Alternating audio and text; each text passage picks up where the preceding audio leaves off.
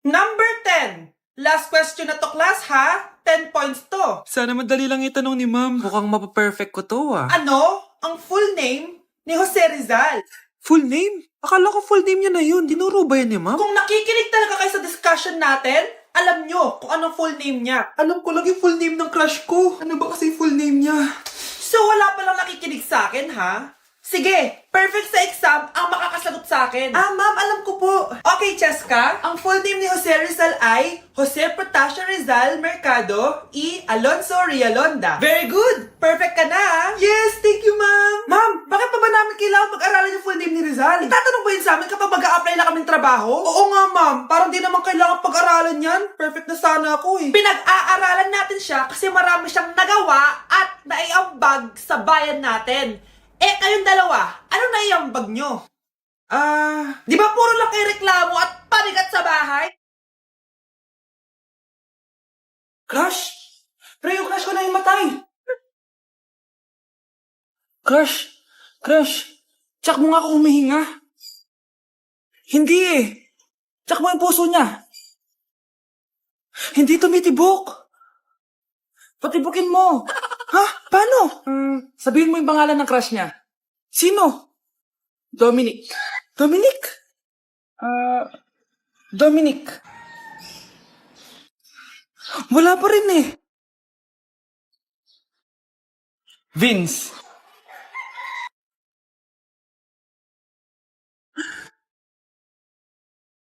Kinikilig ako kapag ika'y nakita. Naalala ko ang iyong...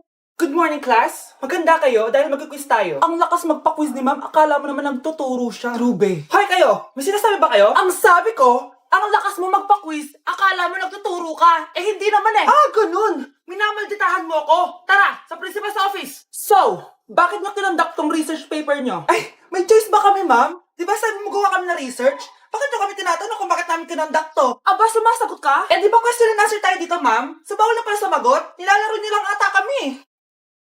Magpapakita na ako ng mga grades nyo at huwag kayong magreklamo kung bagsak kayo, ha? Okay, Scarlett, ikaw mauna. For sure, mataas grades ko. Ma'am, bakit bagsak ako? Bakit bagsak ka? Bakit? Pumapasok ka ba sa subject ko? Remember, class, taga-compute lang kami ng grades nyo. Kayo ang tagagawa. Ikaw, ma'am, nagtuturo ka ba? Aba, walang iya ka. Puro ka lang naman kwento ng buhay mo, di ba? True. Ito ba yun sa exam? Alang isasagot namin sa enumeration, ma'am. Yung 5 naging crush mo nung high school? Wow! Piliin mo ang Pilipinas? Gusto to na yung piliin mo ang Pilipinas? Proud Filipina kasi ako. Di ba sabi mo kanina sa akin, ayaw mo na tumira dito sa Pilipinas kasi sobrang init. Tapos sabi mo sa akin, kapag nakagraduate ka, sa abroad ka natitira. Basta, gagawin ko pa din. Sige, post mo. Ako unang mambabash sa'yo. Napaka-supportive naman ni nanay. Ano yan?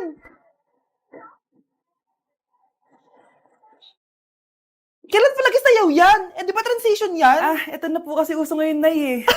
Puro kayo sabay sa uso. Akala nyo maganda. Mukha lang kayo nakakatawa. Lu, basher talaga tong si nanay. Buti pa si Kel, nag-aaral ng mabuti. Hindi yung kung ano-ano ginagawa. Yun pala yun. Patingin nga, anak. Sanananan. Tatatak, tatak, tatak. Ano to, anak? Lyrics po ng Asoka, Nay. Puro kayo Asoka. Sanananan. Ay, wag po kayo magagalit. Girlfriend ko po kasi yung anak ng kapitbahay natin. Yung mayaman na kapitbahay natin. Opo, Nay. I like your taste, ha? Nasaan na siya? Nandito po siya, Nay. Papakilala na kita. Babe, halika. Hello. Ikaw pala yung girlfriend ng anak ko. Anong pangalan mo? Ako si Kendall, ang pinakamayaman at pinakamaganda dito sa barangay nyo. I like your confidence. By the way, kumain ka na ba, Iha? Hindi pa. May masarap ba kayong pagkain dito? Oo naman, masarap ako magluto. Tara, kain na tayo. Ito, kain na tayo. Sarap. Yuck! Disgusting! Ang pangit na lasa! Lasang... Grabe ka naman. Nagsisisi akong pumunta pa ako dito! Babe, magpapaliwanag ako, please. Ang papangit nyo! Ang bago nating top 1 ay si Samantha. Ang galing mo, Samantha. Naku, basic lang yan. Paano nangyari yun? Pasado kayong lahat, pero may isang bagsak. Si Scarlett, halatang favorite Samantha, pares lang kami ng average. Paano ako bumagsak? Di ba sinasagot mo ako? Eh, di bagsak ka ngayon? Umanda ka sa akin. A few moments later. Class, mag-behave kayo. Nandito yung principal natin. Magandang umaga, class. Kamusta yung bago nating teacher? Gusto ko pong i-report yung teacher na yan dahil may favoritism po yan. Favoritism? Sinungaling ka, Scarlett! Mabait sa amin si ma'am. Opo, ma'am. Mabait po ako sa kanila. Pantay-pantay lang po yung tingin ko sa kanila. Huwag mo na pagtakpan nanay mo, Samantha. Hala, OMG, magnanay sila. Ma'am principal, pagpasensyahan niyo na siya. Baka di niya alam yung sinasabi niya. Meron ako ebidensya dito na nagpapatunay na binigyan ng sagot ni ma'am si Samantha. At tinawag ng nanay si ma'am. Bawal to sa school natin Kayong dalawa, mag-usap tayo sa principal's office. Ma'am, magpapaliwanag po ako. Nay, anong ginagawa mo dyan? Pinapainit ko lang to lutuan natin. Uso kasi to, anak. Uso, Nay? Bakit di na lang doon sa kusina? Sa sobrang init ng Pilipinas ngayon, ayan, pwede ka na magluto. Di ba? Tipid sa gas. Grabe. Ang talino mo, Nay. Makakatipid na ako neto. Anak, check mo nga dyan yung sinain ko. Okay na po to, Nay. Ano ba naman tong batang to? Tanghali na nakahilata pa din. Kala mo siya nagbabayad ng kuryente. A few moments later. Ako kainit. Sino nagpatay ng electric fan? Ang init na nga sa Pilipinas, tapos mapatay pa electric fan Tay, ano yan? Ice coffee? Mainit na kape to, anak. Mainit na kape?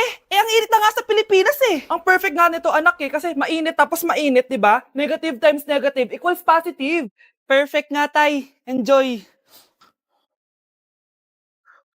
Hala, late na ako. Ano to? Sinuspindi na ang face-to-face classes sa ilang paaralan sa bansa dahil sa sobrang init. Anak, sana maharap lang natin yung nawawala mong kakambal. May kakambal ako, Nay. Oo, anak. Pasensya ka na kung di ko agad nasabi sa'yo. Okay lang yun, Nay. Salamat, anak. Nay, pupunta pala dito yung jowa ko. Talaga? Sige, maghahanda ako. Few moments later. Nay, nandito na po yung jowa ko. Hello po, tita. May dala po ako para sa inyo. Wow naman, salamat. Wow naman, ang bait mo sa nanay ko. Parang nanay ko na din kasi yan. Oo nga May sasabihin pala ako. Nanay ko talaga yan. Hindi ka ba nagtataka bakit magkamukha tayo? Sana maharap natin yung nawawala mong kakambal. Ako, ang nawawala mong kakambal. Anak, ikaw ba yan? Oo, Nay! Ako ang nawawala mong anak! Pero, jowa kita! Jowa mo pa din ako, pre. Tsaka huwag ka lumapit sa akin. Baka mahawak sa kapangitan mo. Nay, nakauwi na ako. Oo, anak. Anyari dyan sa mukha mo? Ganda ko, di ba?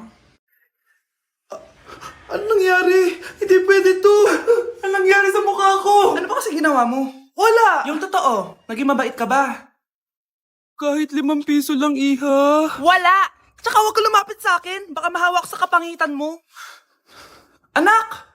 Saan pupunta yun? Nasaan na yung pangit na yun? Manda ka sa akin. Hoy! Ano ginawa mo sa akin, ha? Hinawaan mo ako ng kapangitan mo! Hindi ka pa rin natuto, Scarlett, no? Ha?